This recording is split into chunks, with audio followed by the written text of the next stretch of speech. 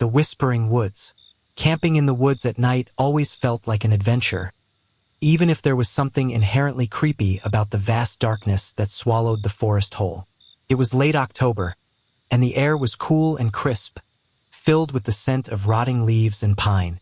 My friends and I, there were 4 of us, decided we'd spend the weekend in these woods, a place known for its strange tales. The locals called it Whispering Woods. I always thought it was just a name made to scare city kids like us. The stories said that the forest was alive with whispers, warnings, and ghostly voices. But we laughed it off, brushing it aside as nonsense. We set up camp in a clearing deep in the woods, a spot James had picked out. The light was fading as we gathered firewood and cooked a simple dinner.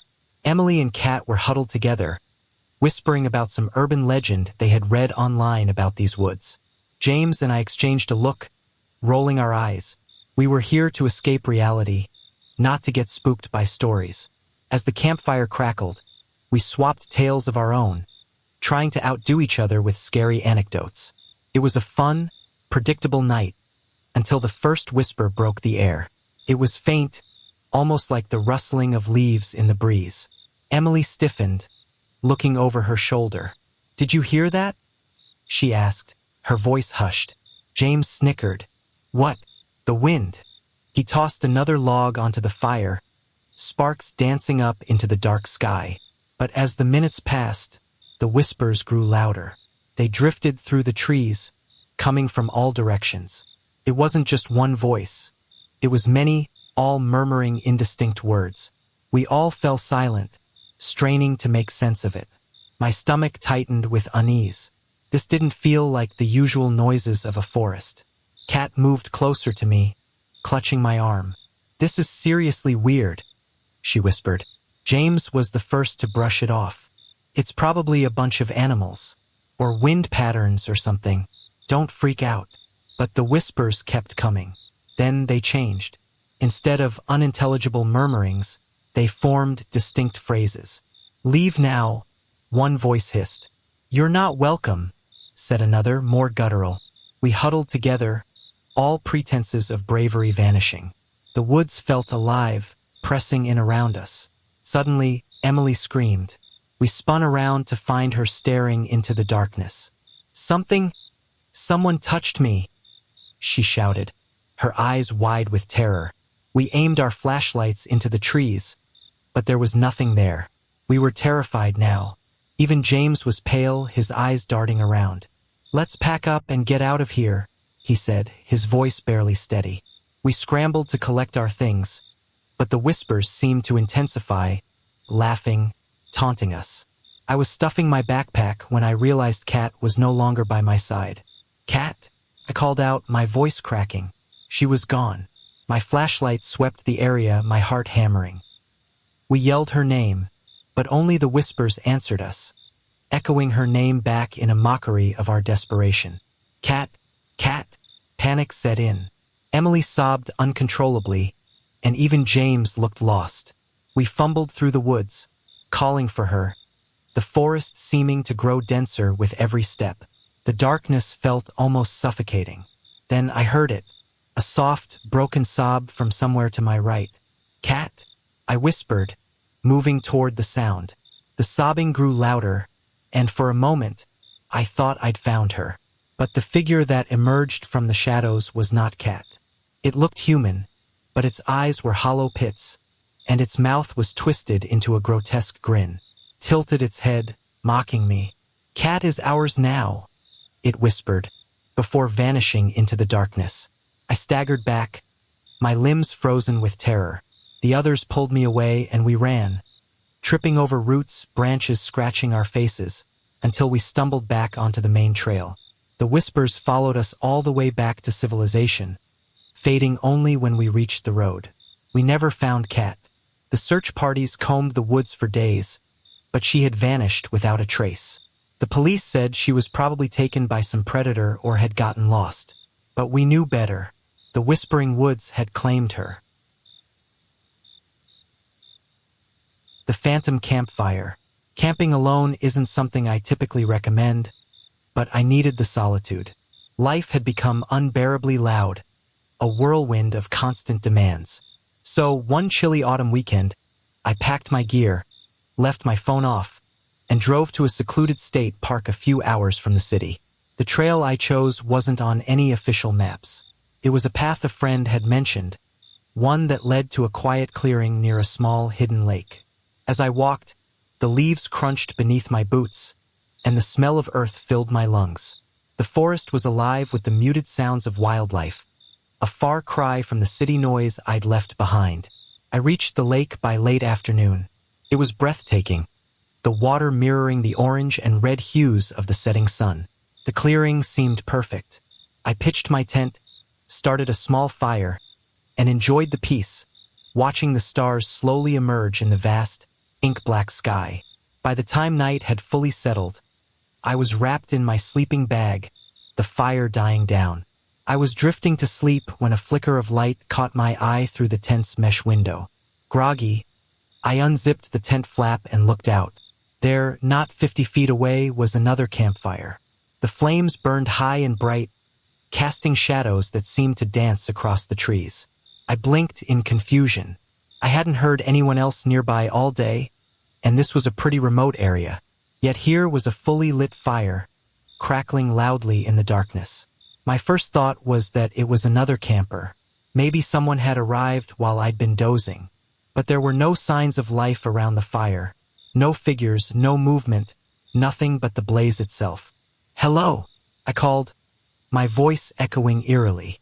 No one responded. The air felt suddenly thick, like the forest had decided to hold its breath. I tried to shake off the feeling of unease. Maybe someone had set up camp and gone off for a late-night hike. It wasn't unheard of, but still the fire didn't seem right. It burned too perfectly, too fiercely, without the usual crackles and pops. I decided to approach it, mostly to reassure myself that everything was fine.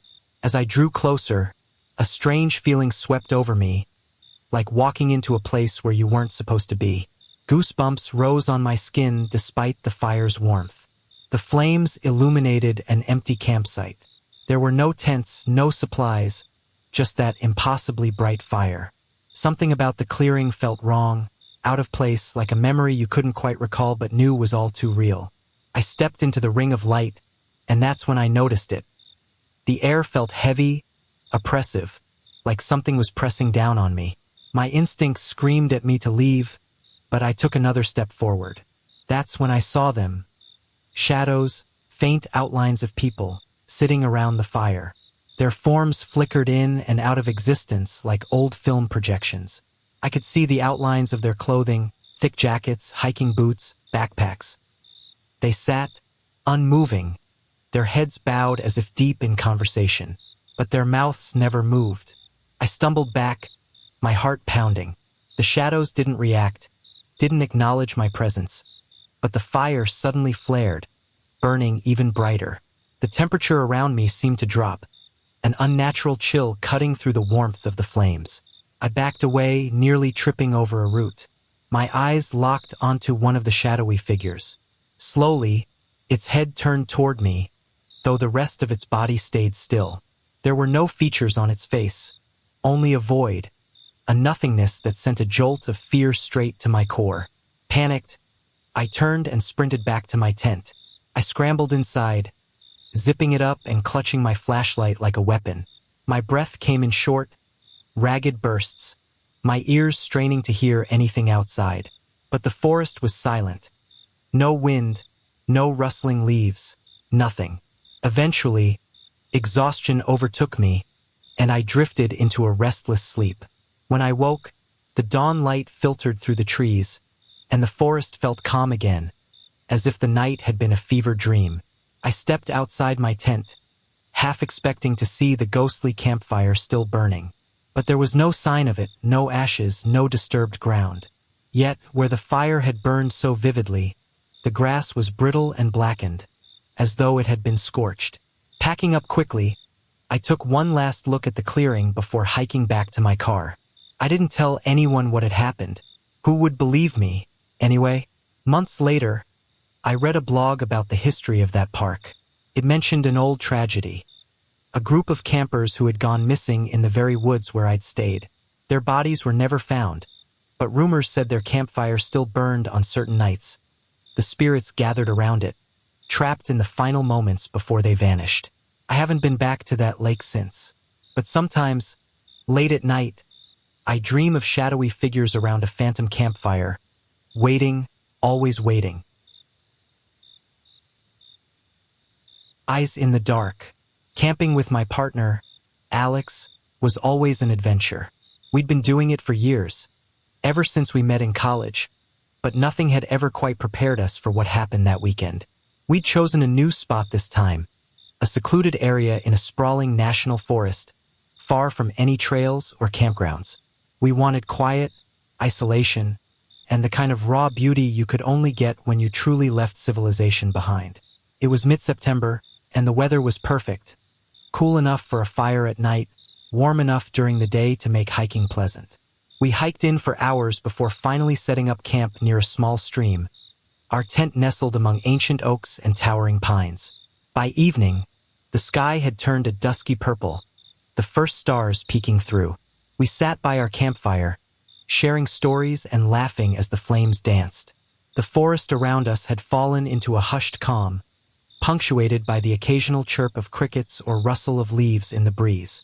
It wasn't until the fire had died down, leaving glowing embers in its wake, that I noticed it. A feeling, like the weight of a stare pressing down on the back of my neck.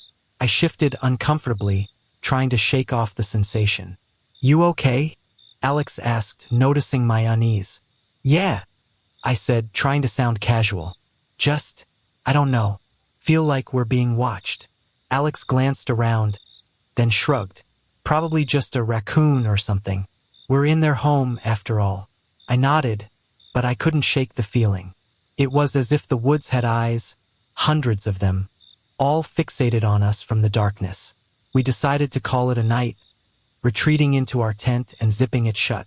I lay there in my sleeping bag, listening to the sounds of the forest, trying to convince myself that everything was fine. But sleep wouldn't come. The unease kept growing, twisting tighter in my gut. Alex, on the other hand, seemed to drift off effortlessly, their soft, steady breathing a soothing background to the mounting tension I felt.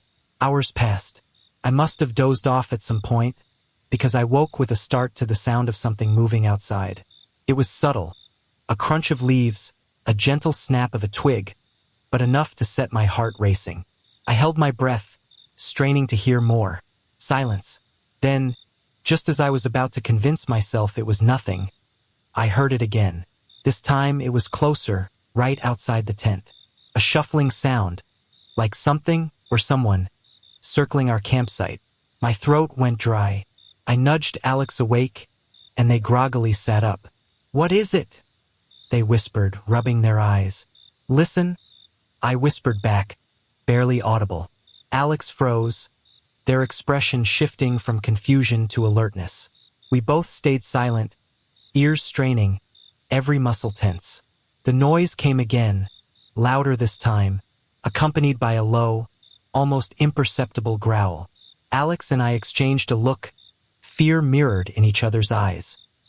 I grabbed the flashlight, my hands trembling. With a shaky breath, I flicked it on and pointed it at the tent wall. Shadows danced, but nothing stood out. We waited, holding our breath. And then we saw them. Glowing eyes, just beyond the thin fabric of our tent. Three sets of eyes reflecting the flashlight beam. They were high off the ground, too high for any ordinary animal. They moved slowly, methodically, circling us. "What the hell is that?" Alex whispered, their voice tight. I didn't have an answer. The eyes were too big, too high, and too unsettling. The pupils were narrow slits, almost reptilian, yet the height suggested something much larger. My pulse pounded in my ears as I scanned the flashlight around, trying to get a clearer look. One of the sets of eyes moved closer, stopping just a few feet from the tent. Whatever it was breathing. I could hear it, a deep, raspy exhale that made the hairs on my neck stand up. Alex grabbed my arm, and I could feel them shaking. We had no weapons, just a hunting knife that suddenly seemed woefully inadequate. The flashlight was all we had, and I waved it frantically in every direction, trying to scare off whatever was out there. The eyes blinked but didn't retreat. Then, just as suddenly as they had appeared, they vanished. One moment, they were there, watching us. The next, they melted back into the darkness. We sat there, frozen, our hearts thundering, afraid to make a sound. The rest of the night was a blur of anxiety. We didn't dare leave the tent, even though I was sure that every time I closed my eyes, I could feel those glowing orbs staring at us from somewhere in the blackness. Dawn finally broke, the early morning light filtering through the tent and washing away some of the terror. We emerged cautiously, the forest looking so deceptively calm, as if nothing had happened. But the signs were there. Deep, claw-like gouges in the dirt around our tent, branches snapped off high in the trees, and a lingering, musky smell that was thick and wrong. We packed up in record time, too afraid to stick around and investigate further. As we made our way back to the trailhead, we kept looking over our shoulders, the memory of those eyes seared into our minds. We didn't talk much, each of us lost in our own fear. We never figured out what we saw that night. Maybe some things in the woods aren't meant to be understood. Maybe the wilderness keeps its secrets hidden, only showing glimpses to those unlucky enough to stumble upon them. But I'll never forget those eyes. Unblinking, predatory, and far too intelligent to belong to any creature I knew. And sometimes, late at night, when the world is quiet, I can still feel them watching. The crying child. They tell you never to go off-trail when you're camping, but we thought we knew better. My two friends, Mark and Jenna, and I had been hiking and camping for years, and we considered ourselves pretty experienced. We wanted a challenge, something a little more isolated and untouched. So, one weekend in early October, we set off to a part of the state forest that was almost completely wild. The hike was beautiful. The leaves were at the peak of their autumn brilliance, vibrant reds, oranges, and yellows blanketing the hills. We spent hours marveling at the scenery, our spirits high, laughing and joking as we made our way deeper into the woods. By late afternoon, we found a small clearing nestled between towering oaks. It was perfect, quiet, untouched, with the scent of pine and earth heavy in the air. We set up our tents and got a fire going, cooking a simple dinner as the sun dipped behind the hills. It was after dinner, just as twilight gave way to full darkness, that we heard it, the unmistakable sound of a child crying. The three of us went silent, the laughter dying on our lips. The cry was faint but unmistakable, coming from somewhere in the woods to our left. It was a heart-wrenching sound, full of fear and desperation. Mark was the first to speak. "Do you hear that?" he whispered, his face pale in the glow of the campfire. "Yeah," Jenna said, her eyes wide. Is there a kid out here?" The thought seemed absurd. We were miles from the nearest trail or road. Who would bring a child this deep into the wilderness? But the crying continued, and it sounded real. Too real to ignore. "We should check it out," I said, feeling a cold knot of dread in my stomach. I grabbed my flashlight, and the three of us set off toward the sound, our boots crunching on the fallen leaves. The forest was pitch black beyond the reach of our flashlights, every shadow seeming to watch and breathe. The crying led us deeper into the woods, always seeming just out of reach. Every time we thought we were getting closer, it would shift, coming from a new direction. It was disorienting, like the forest was leading us on a wild chase. My nerves were fraying, the hair on my arms standing on end. "This is messed up," Jenna said, her voice tight. "We've been following this sound for almost half an hour. What if it's some kind of trick?"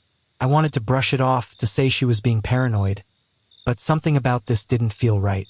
The crying sounded genuine, yet there was something off about it, something I couldn't quite place. Mark shined his flashlight around. "Maybe we should just call for help," he said, clearly uneasy. And then, abruptly, the crying stopped.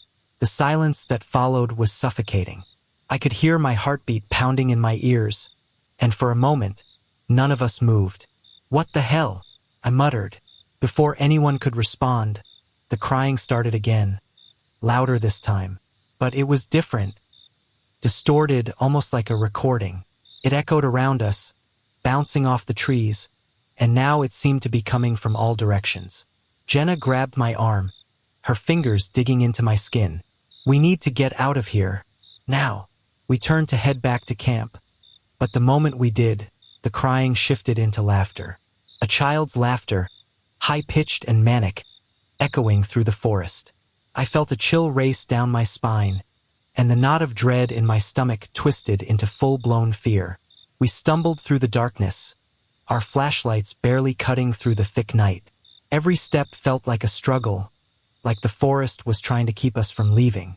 Shadows seemed to dart between the trees, and I swore I could hear footsteps following us. When we finally burst back into our campsite, we were out of breath, our nerves shot. The fire had burned low, casting long, flickering shadows. Everything was eerily quiet, as if the forest had settled back into its natural rhythm. We didn't speak for a while, too shaken to do anything but stare at the dying fire. Finally, Mark broke the silence. What the hell was that?" I didn't have an answer. None of us did. We sat there, clutching our flashlights, jumping at every little sound. The laughter and the crying didn't come back, but the woods no longer felt serene. They felt wrong, like something ancient and malevolent was watching us. Jenna refused to sleep, and I couldn't blame her. We took turns keeping watch, the hours dragging on until the first light of dawn. When the sun finally broke through the trees, we packed up our gear in record time, too eager to leave to even think about breakfast. As we hiked out, we stayed close together, our conversation hushed. Just as we reached the edge of the forest, Jenna stopped and turned to look back. "Do you hear that?" she whispered. I listened, my breath catching in my throat. Faintly, impossibly, I heard it. The sound of a child crying, far away but still there. It sent a final shiver of fear down my spine. We never talked about that night again. But sometimes, when I'm lying awake at night, I still hear that laughter echoing in my ears. I don't know what we encountered out there, but I do know one thing. There are places in this world where the past never really dies, and some cries for help are better left unanswered. The thing in the river.